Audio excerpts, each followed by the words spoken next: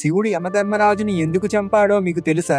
అందరి ప్రాణాలు యముడు తీస్తాడు. యమధర్మరాజు పేరు చెప్తేనే అందరూ భయపడతారు. కానీ యముడు తన ప్రాణాలను తీయడానికి వచ్చినప్పుడు మార్కండేయుడు శివలింగాన్ని గట్టిగా కౌగులించుకుని, నేను పరమశివుణ్ణి పట్టుకుని ఉండగా, ఓ యముడా, నువ్వు నన్ను ఏం చేస్తావురా అని అంటాడు. అది విన్న యముడికి విపరీతమైన కోపం వస్తుంది. అంటే నువ్వు శివలింగాన్ని కౌగులించుకుని ఉంటే నేను ఏం చేయలేను అనుకుంటున్నావా అని తన యమపాసాన్ని మార్కండేయుడి పైన వేస్తాడు. కానీ మార్కండేయుడు శివలింగాన్ని గట్టిగా కౌగులించుకుని ఉన్నాడు కాబట్టి ఆ యమపాసం శివలింగానికి కూడా పడుతుంది. వెంటనే శివుడు ప్రళయకాల రుద్రుడిలా బయటకు వచ్చి, నన్ను నమ్ముకొని నన్ను కౌగులించుకొని నేను ఉండగా నీవు ఏమి చేయలేవు అని అంటూ ఉండగా, పాసం వేస్తావా అని తన ఎడమకాలు ఎత్తి యమధర్మరాజు గుండెల మీద తంతాడు. దాంతో అందరినీ చంపే యముడు అక్కడికక్కడే మరణిస్తాడు. కానీ యముడు లేకపోతే చావు బ్రతుకులు ఆగిపోతాయి అని భయపడి దేవతలందరూ వచ్చి శివుడికి స్తోత్రం చేస్తారు. శివుడు యమధర్మరాజుని బ్రతికించి, నా భక్తుల జోలికి వెళ్ళవద్దు అని బెదిరిస్తాడు. ఫ్రెండ్స్, ఓం నమః శివాయ అని కామెంట్ చేయండి.